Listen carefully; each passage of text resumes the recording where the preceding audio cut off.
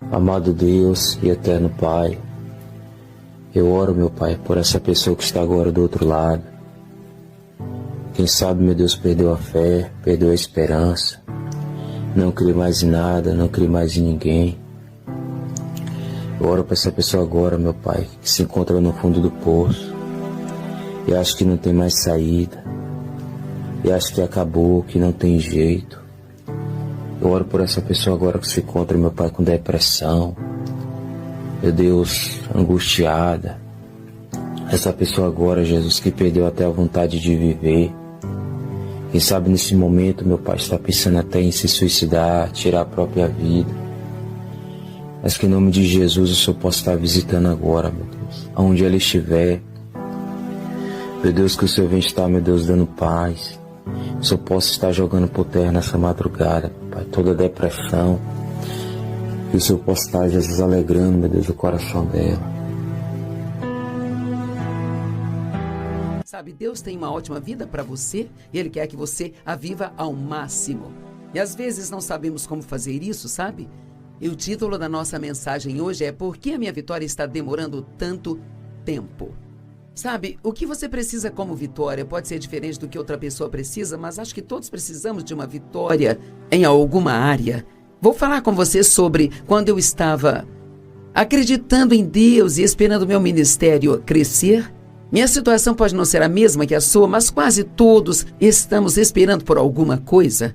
E é interessante porque às vezes é algo que nós sabemos que Deus poderia facilmente fazer e ainda assim não entendemos por que Ele não está fazendo isso. E então eu quero perguntar se algum de vocês já fez essa pergunta: Deus, por que minha vitória está demorando tanto assim? Por que está demorando tanto para você responder às minhas orações? Eu quero te ensinar dentro do capítulo 8 de Deuteronômio, e este é um dos meus capítulos favoritos na Bíblia, isso porque Deus usou isso em um momento da minha vida, quando eu realmente precisava ter algum entendimento. Sabe, a confusão é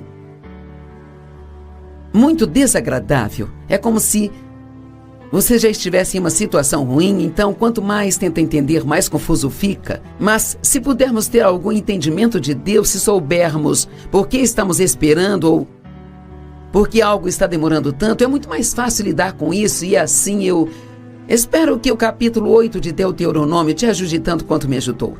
No verso 1 diz: tenham cuidado em seguir todos os mandamentos que eu estou lhes dando hoje, para que vocês possam viver e multiplicar e possam entrar e possuir a terra que o Senhor prometeu sob juramento aos seus antepassados. Ok, a primeira coisa que eu quero dizer é que sempre que Deus te diz para fazer alguma coisa, e por favor ouça antes de seguirmos em frente, Ele está dizendo: tenha cuidado de fazer tudo o que eu disse para fazer, para que você possa viver, entrar e possuir as coisas que eu te prometi.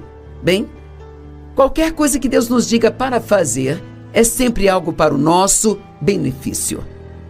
Eu acho que a obediência a Deus seria mais fácil se realmente acreditássemos e entendêssemos que Deus não está nos dizendo para fazer as coisas só porque quer nos ver fazer algo que é difícil ou desistir de algo que é difícil de abrir mão, mas tudo que cada uma das coisas que Deus nos diz para fazermos ou não fazermos, em sua palavra, isto é algo que vai nos beneficiar. Eu quero que você note também que Ele quer que você tenha uma vida boa. Nós chamamos nosso programa de TV de Desfrutando a Vida Diária porque é exatamente isso que Deus quer que você faça. Ele quer que você desfrute sua vida, que as suas necessidades sejam atendidas. Existe mais de 7.000 promessas na palavra de Deus e podemos chamá-las, todas as promessas aqui, de nossa terra prometida. Ele está falando com os israelitas aqui, que foram trazidos para fora do Egito. Eles eram escravos lá no Egito e talvez você tenha sido um escravo do pecado e recentemente nasceu de novo e agora você saiu de algo e você está se movendo em direção à promessa, mas está levando muito tempo para chegar lá. Bem, eles tinham saído das amarras da escravidão no Egito e Moisés estava levando eles para terra prometida, mas eles tiveram que passar por um lugar chamado deserto. Podemos chamar isso de período de espera. E eu sempre digo, o começo de algo é empolgante, o fim é sempre empolgante, mas, cara, o meio, às vezes o meio é um pouco difícil. E ele disse, eu vou levar vocês à terra prometida, mas eles levaram 40 anos para fazer uma viagem de 11 dias apenas. Quero que entenda isso, 40 anos para fazer uma viagem de 11 dias. E sabe, nós podemos rir disso, mas por quantos anos você tem lidado com o mesmo assunto mais e mais e mais uma vez? E continuamos achando que estamos esperando por Deus, mas talvez seja Deus que esteja te esperando. Talvez haja algumas coisas que Deus te diz para fazer ou não fazer, e você não está obedecendo a Ele. E você vai ver aqui que é isso que estava acontecendo com os israelitas. Ele disse, eu quero que vocês vivam, eu quero que vocês se multipliquem. Deus quer que suas necessidades sejam supridas, que você tenha tudo o que precise, que seja o suficiente para ser uma bênção para os outros, para que vocês possam entrar e possuir a terra que o Senhor, seu Deus, prometeu dar a vocês. Lembre-se de como o Senhor, seu Deus, os guiou até o fim no deserto nestes 40 anos para humilhá-los e testá-los, para saber se vocês guardariam ou não seus mandamentos. Agora, isso também é muito importante. Sabe, é fácil fazer o que Deus te pede para fazer quando tudo está acontecendo do seu jeito. Quando tudo está indo bem e quando nos sentimos bem e temos dinheiro e nossas orações são respondidas rápido. E ninguém está nos criticando ou nos julgando, nossos filhos não estão dando problemas. Dessa forma não é tão difícil obedecer a Deus e passar tempo com Ele e amá-lo. Mas quando as coisas ficam difíceis, é aí quando somos testados. Ele disse, eu te guiei da maneira que te guiei e, a propósito, isso não está neste capítulo, mas no outro capítulo diz que ele os levou para o caminho mais difícil, embora houvesse um caminho mais fácil, sabe? Então havia uma rota muito mais curta e mais fácil do Egito para a terra prometida. Mas Deus os levou pelo caminho mais difícil e diz que ele fez isso porque eles não estavam prontos para a guerra. Eu quero explicar isso para você. Sabe, às vezes achamos que apenas ir e receber as promessas de Deus é muito fácil, vamos nos sentar sem fazer nada, Deus vai fazer tudo acontecer na nossa vida. Bem, a palavra possuir, ele disse ao povo para entrar e possuir a terra. Estamos falando de você possuir as promessas de Deus.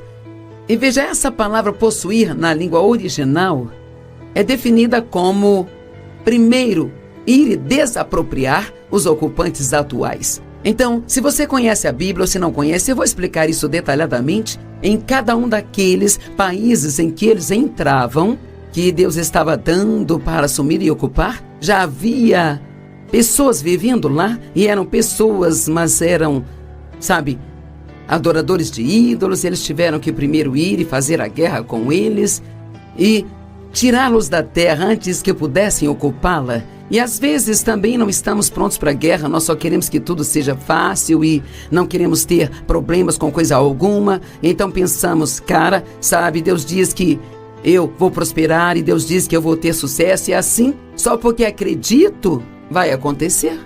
Mas isso não é verdade, há coisas que Deus nos mostrará para fazer, que devem ser feitas para que tenhamos o que Deus quer que nós tenhamos, sabe? Agora, a nossa salvação é pela graça e somente pela graça. Não há nada que possamos fazer para ajudar Deus a nos salvar, é tudo obra dele.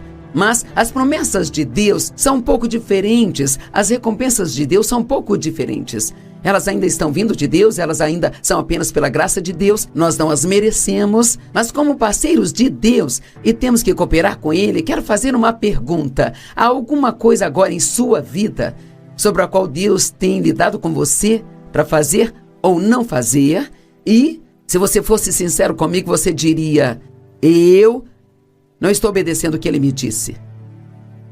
Eu tenho certeza que a maioria das pessoas teria que dizer, sim, eu consigo pensar em uma ou mais coisas. E Ele disse, eu te trouxe até aqui para te humilhar. Agora, uma pessoa humilde sempre se apoia em Deus. Uma pessoa orgulhosa se apoia em si mesma. Uma pessoa orgulhosa tenta fazer tudo acontecer por sua própria conta. Mas uma pessoa humilde sabe que só Deus pode fazer o que precisa ser feito em sua vida. Então é importante que entendamos que se quisermos andar em concordância com Deus, se quisermos ter a vitória mais rápido, nós temos que aprender sobre humildade. Isso é algo maravilhoso para se estudar, para te humilhar, para te testar. Sim, Deus vai nos testar. Tem vários lugares na Bíblia, no Antigo e Novo Testamento, onde se fala sobre como Deus nos testa, para ver se nós guardaremos os seus mandamentos ou não. Eu te guiei nestes 40 anos para humilhá-los e testá-los, a fim de saber o que estava em seus corações, se vocês guardariam ou não os meus mandamentos. Ele te humilhou fazendo com que tivessem fome e depois os alimentando com maná, que nem vocês nem seus antepassados conheciam, para ensiná-los que nem só de pão vive o homem, mas de cada palavra que sai da boca de Deus. Ok, isto é importante. Deus os alimentou de forma sobrenatural. Ele os alimentou com algo que ninguém tinha visto antes. Ele fazia chover do céu todas as manhãs, algo que chamavam de maná, que significava o que é isso? E era uma substância que acabou sendo uma espécie de pão para eles. Eles só podiam pegar o suficiente para um dia. Se pegassem mais do que isso, apodrecia e cheirava mal. Deus quer que confiemos nele um dia de cada vez. Ele nunca vai te dar um projeto da vida toda, te mostrando tudo que vai acontecer. Ele quer que você confie nele um dia de cada vez. Bem, a minha história sobre essas escrituras é que eu estava realmente crendo em Deus para o crescimento do meu ministério. Nós tínhamos um ministério muito pequeno e estávamos no rádio em alguns lugares, e isso foi provavelmente há uns 40 anos atrás, e eu queria tanto ministrar a palavra, sabe? Quando Deus te chama para fazer algo, você fica tão cheio que se apaixona por aquilo, e isso era exatamente o que eu queria. E um dia eu estava indo aos Correios, onde ficava a nossa caixa postal, para pegar as correspondências, e então eu já sabia que se não tivesse muita correspondência ou nenhuma correspondência, porque às vezes não tinha nenhuma, que eu ficaria para baixo, ficaria triste e eu ficaria muito mal, desapontada, desencorajada, deprimida e de mau humor o dia inteiro. Se a caixa de correio estivesse cheia de coisas boas, então eu ficaria feliz. Veja, minha fé não estava ligada em Deus, estava ligada na caixa postal. A minha alegria não estava ligada em Deus, estava ligada na minha caixa de correio. Deixe-me perguntar, no que sua fé está ligada? Talvez você queira uma promoção no trabalho e, se não conseguir, você ainda pode ser feliz e amar a Deus mesmo assim. Talvez você seja uma pessoa solteira, está querendo se casar, mas isso não está acontecendo, não acontece. Bem, você consegue amar Deus independente de tudo isso e ser paciente e esperar por Ele? Ele disse: eu te guiei estes 40 anos no deserto para humilhá-los e testá-los para ver se guardariam ou não os meus mandamentos. Eu amo esta parte onde ele disse: eu te alimentei com maná. Então, ele diz: eu estou fazendo isso para te ensinar que nem só de pão vive o homem. Eu ainda me lembro de onde eu estava sentada no meu carro quando eu estava a caminho da agência do correio naquele dia. Eu disse: Deus, por que está demorando tanto? Você já disse isso ao Senhor? Por que está demorando tanto? Eu disse: você poderia fazer o que eu estou te pedindo sem nenhum esforço, então por que está me fazendo esperar tanto tempo assim? E o Senhor falou ao meu coração, ele disse: Joyce, eu estou te ensinando que nem só de pão vive o homem. Bem, eu não sabia o que ele estava falando, eu não entendia nada. E então, alguns dias depois, Deus me levou a estas escrituras aqui. E cara, eu tive uma revelação. Deus, Ele não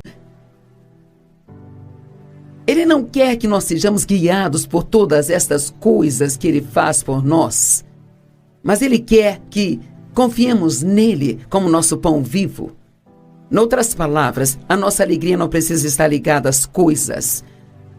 E aquelas correspondências eram coisas porque eu precisava saber se as pessoas estavam me ouvindo, se elas gostavam de mim. Sabe, nós precisávamos das finanças para nos apoiar e eu não queria ter que confiar em Deus dia após dia pelo dinheiro que nós precisávamos. Eu queria ter um monte no banco e não ter que me preocupar. Deixe-me dizer algo, o homem, ele não vive de coisas. Não são as suas coisas, nem são as suas posses que te fazem feliz. Eu vou te dizer a verdade, isto pode ser difícil de se entender, mas Deus quer que você chegue ao ponto onde você realmente não queira mais nada, exceto Ele. Agora, não há nada de errado em querer as coisas, mas qualquer coisa que nós tenhamos. Se Deus não estiver junto disso, então, isso não poderá nos fazer felizes, nem nos trazer bem algum. Ele diz, suas roupas não se desgastaram e seus pés não incharam durante esses 40 anos. Agora, eu entendo isso também porque durante esse tempo eu tinha deixado meu emprego, sentia que Deus queria que eu saísse do emprego e fosse estudar, me preparando para este ministério que eu tinha no meu coração, do qual eu não tinha nenhuma prova de que realmente iria acontecer. Muitos de vocês têm promessas de Deus, pode não ser para um ministério, mas há algo em seu coração que você acredita que Deus te prometeu, mas talvez ainda assim seja algo que nem faz sentido e é tão grande que você não enxerga como isso poderá acontecer. Bem, eu era a pessoa menos provável para estar no ministério. Eu não tinha os estudos, as mulheres não ministravam a palavra de Deus naquela época, sabe? Havia tantas razões para isso não funcionar, mas Deus colocou isso no meu coração e eu não conseguia me livrar disso.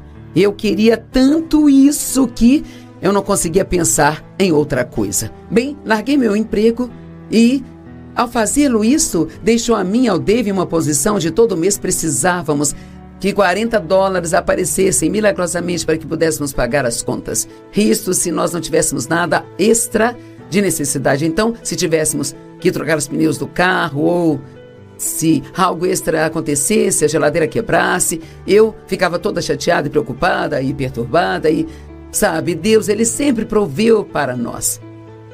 Eu amo esta parte sobre eu te alimentei com maná que vocês não conheciam. Running out the door on this cold morn with thoughts I just can't shake. My heart yearns to see you again. You're the girl that makes my heart ache. So I run to your door and hear your voice. I take you in my arms like never before. All I can think is there's no one else like you. All day, always together. All your thoughts of trouble just slipping away. And to see you again, you're the girl that makes my heart ache. So I run to your door and hear your voice. I take you in my arms like never before. All I can think is there's no one else like you.